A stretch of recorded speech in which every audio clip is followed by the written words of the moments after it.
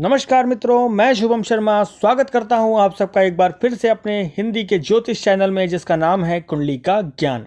अपने इस चैनल पे मित्रों हम करते हैं आपकी जन्म पत्रिका का विश्लेषण, जो डिटेल आप हमें हमारे कमेंट बॉक्स में देते हैं। तो अगर इसी प्रकार हमारे और दर्शक भी चाहते हैं कि हम उनकी जन्म पत्रिका का विश्लेषण अपने इस यूट्यूब चैनल पर करें, तो कमेंट बॉक्स में अपनी डिटेल हमें ज़रूर दें।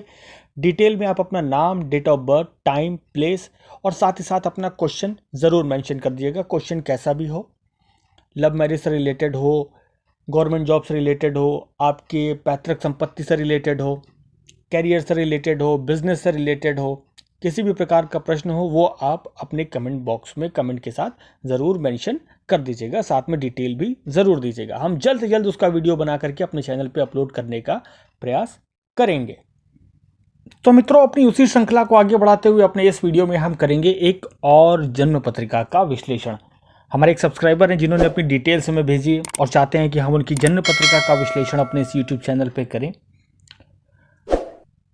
कुछ समस्याएं हैं उनकी, कुछ प्रश्न हैं उनके जिनका जवाब वो चाहते हैं। गवर्नमेंट जॉब के बारे में जानना चाहते हैं, क्या गवर्नमेंट जॉब की कुंडली में योग बनते हैं या सरकार से किसी प्रकार की इनकम के योग बनते हैं या नहीं। साथ ही साथ समस्या ये है कि बोलते हैं काम होते होते रुक जाता है, काम कोई बनता नहीं है, उसमें समस्या आती है। तो चलिए चलते हैं इनकी जन्म पत्रिका पे और इनकी जन्म पत्रिका के माध्यम से इनके प्रश्नों के उत्तर को ढूंढने का प्रयास करते हैं। तो मित्रों, आपको आपकी स्क्रीन पे कुंडली दिखाई दे रही होगी। 5 नंबर से शुरू होती कुंडली है, यानी सिंह लग्न की कुंडली है और लग्न के स्वामी बनते हैं सूर्य, जो कि विराजमान है कुंडली के पंचम भाव में, जहाँ पर 9 नंबर लिखा हुआ है। अब लग्नेश जो है वो पंचम स्थान में आ गए, केंद्र और त्रिकोण दोनों के मालिक होकर के केंद्र में आ गए।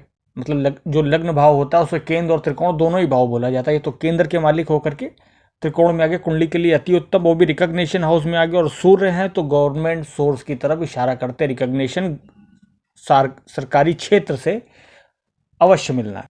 मित्रों, ये डिटेल्स हमें भेजी है लोकेंद्र मालविया जी ने, उज्जैन एमपी से।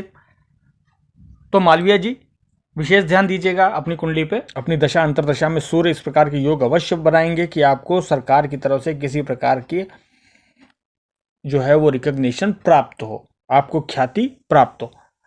अब यहाँ पे सूर्य के साथ में बुध और शनि भी विराजमान है, जो कि दोनों ही सूर्य की वजह से अस्त हो जाते हैं। तो और केंद्र में मित्रों जहाँ के स्वामी हैं, लग्न के स्वामी 5 नंबर, वहां पर केतु विराजमान है। ये स्थिति केतु की जो है वो व्यक्ति को मानसिक टेंशन थोड़ी ज़्यादा देती है। व्यक्ति किसी न किसी उलझन में रहता है, कुछ ना कुछ उसके दिमाग में चला करता है। बिजनेस है तो उसको लेकर के प्रॉब्लम, परिवार को लेकर के प्रॉब्लम, जॉब है तो उसको लेकर के टेंशन। ये सब इस प्रकार के केतु जो है वो व्यक्ति को देते हैं।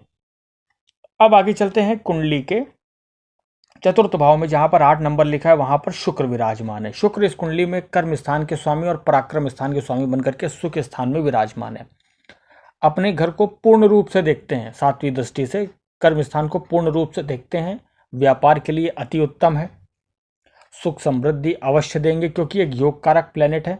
भले ही मंगल अपने शत्रु के घर में है, परंतु एक योग कारक प्लेनेट बनते हैं इस कुंडली में, क्योंकि कर्म स्थान यानी केंद्र के लॉर्ड हैं। अब आगे चलते हैं कुंडली के सप्तम स्थान में, जहां पर 11 नंबर लिखा हुआ है, यहां पर राहु विराजमान है। राहु को मित्रों प्रायः शनि का शैडो प्लेनेट माना जाता है, कि वो शनि के समान जो है वो रिजल्ट देते हैं। मगर शनि की प्रवृत्ति धीरे धीरे होती है और राहु की प्रवृत्ति अचानक होती है, विस्फोटक। अब राहु यहाँ पर शनि के घर में ही विराजमान है। शनि की प्रिय राशि मूल त्रिकोण राशि कुंभ राशि में विराजमान है। ऐसे राहु ऐसी जीवन संगनी की प्राप्ति कराते हैं जो सदैव आपका जीवन भर साथ निभाएंगी, साथ ही साथ जब भी आपकी नैया डूबेगी वो पार लगाएंगी। और ऐसा ससुराल पक्ष आपको मिलेगा कि जो आपकी सदैव मदद के लिए तत्पर रहेगा। अपने पर्सनल एक्सपीरियंस से ये बात आपको शेयर कर रहा हूँ, ऐसी कई कुंडलियाँ मैंने देखी, इस वजह से ये बात आपसे कह रहा हूँ कि इस प्रकार के राहु एक अच्छे जीवन साथी, एक रिस्पॉन्सिबल जीवन साथी की प्राप्ति कराते हैं। साथ ही साथ ससुराल पक्ष हर मदद के लिए तत्पर रहता है जो उनसे संभव हो पाए। अब आगे बढ़ते हैं कुंडली के अष्टम भाव में, जहां पर 12 नंबर लिखा है, वहां मंगल विराजमान है। मंगल इस कुंडली में एक अति योग कारक प्लैनेट बनते हैं। भाग्य स्थान के मालिक भी हैं और सुख स्थान के मालिक भी, केंद्र के मालिक भी हैं और त्रिकोण के मालिक भी, और अष्टम स्थान में आ गए। ये इस कुंडली के लिए बहुत बड़ा निगेटिव है। जब इतना पॉजिटिव घर, इतना पॉजिटिव ग्रह जो है वो त्रिक भाव में आ जाए तो कुंडली के लिए समस्या हो जाती है। और साथ ही साथ आपको पूर्ण रूप से मांगलिक भी बनाते हैं। अपने विवाह अगर नहीं हुआ है तो जब भी आप विवाह करें तो जन्म पत्रिका मिलान करने के बाद ही विवाह करिएगा।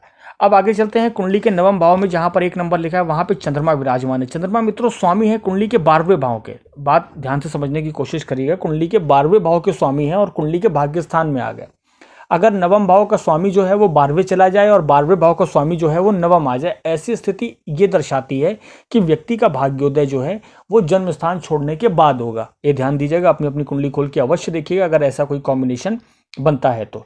नवम भाव का स्वामी 12वें भाव में चला जाए या 12वें भाव का स्वामी नवम भाव में आ जाए और दोनों में अगर घर परिवर्तन हो जाए तो निश्चित रूप से तो ये एक ऐसी स्थिति बनती है कि ये दर्शाती है कि जन्म स्थान को छोड़ करके भाग्य अवश्य तरक्की करेगा।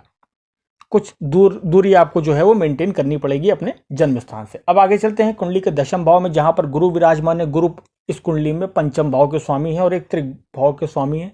अब क्योंकि 5वें भाव के स्वामी तो त्रिक भाव का इतना इफेक्ट नहीं होता, 5वें भाव के स्वामी होकर के केंद्र स्थान में आ गया, अति उत्तम है।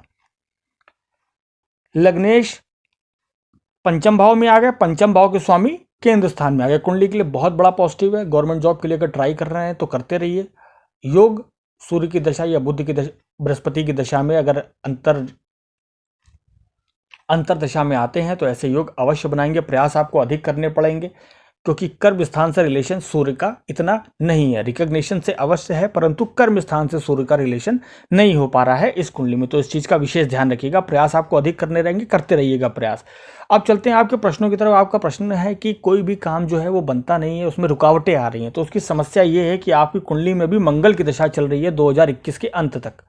ध्यान दीजिएगा, 2021 लास्ट तक आपकी कुंडली में मंगल की दशा चल रही है। अब मंगल कुंडली में 8वें भाव में, इस वजह से जो भी आप कार्य करते हैं चाहे वो भाग्य, उसमें क्योंकि भाग्य स्थान के स्वामी है मंगल और वो अष्टमी से आ गए, गड्ढे में आ गए, इस वजह से भाग्य की रुकावट आपको फेस करने को मिल रही है। 2021 को निकल जाने दीजिए, इसका समापन हो जाने दीजिए। 2021 के बाद आपकी कुंडली में राहु की दशा आएगी और वो समय आपके लिए हितकर होगा, परंतु राहु आपका दिमाग जो है वो व्यापार की तरफ अवश्य खींचने की कोशिश करेंगे। तो ये आप ध्यान रखिएगा। अगर आप प्रयास कर रहे हैं जॉब के लिए तो प्रयास करते रहिए, पर राहु जैसे ही आएंगे वो आपका दिमाग जो है वो बिजनेस की तरफ अवश्य आकर्षित करेंगे। और पार्टनरशिप में बिजनेस करने से पहले किसी भी अच्छे ज्योतिष से एक बार कंसल्ट अवश्य कर लीजिएगा। तो मित्रों ये था इनकी जन्म पत्रिका का विश्लेषण, साथ ही साथ इनके प्रश्नों के उत्तर। हम आशा करते हैं आपको हमारा वीडियो पसंद आया होगा। अगर आप भी चाहते हैं इसी प्रकार की हम आपकी जन्म पत्रिका का विश्लेषण करें तो कमेंट बॉक्स में अपनी डिटेल हमें जरूर दीजिएगा। हम जल्द से जल्द वीडियो अपलोड करने का प्रयास करेंगे। और हमारी इस निस्वार्थ भाव से सेवा के लिए हमारे चैनल को सब्सक्राइब करना मत भूलिएगा। तब तक के लिए हम मिलते हैं आपसे अपने अगले वीडियो में। बहुत बहुत धन्यवाद।